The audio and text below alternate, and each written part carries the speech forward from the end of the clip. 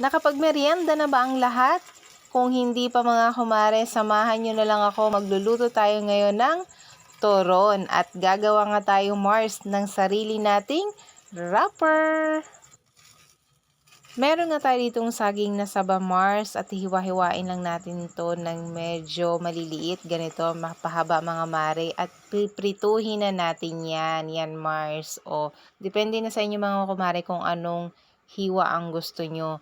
At ang wrapper naman mare ay meron tayo ditong harina, condensed itlog at konting asukal. Yan, hahalu-haluin lang natin yan Mars hanggang sa mag-mix ang kanilang lasa. At atin yang sasalain at idediretso natin yan sa plastic. Yan, ganyan lang mga kumare. At ipiprito na natin yan Mars para maluto nga itong ating ginawang wrapper. Saka naman natin ilalagay itong saging.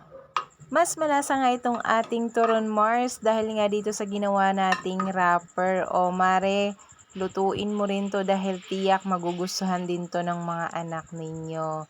Yan lang Mars ang ating merienda ngayong araw. Salamat sa panonood. Follow and share for more videos.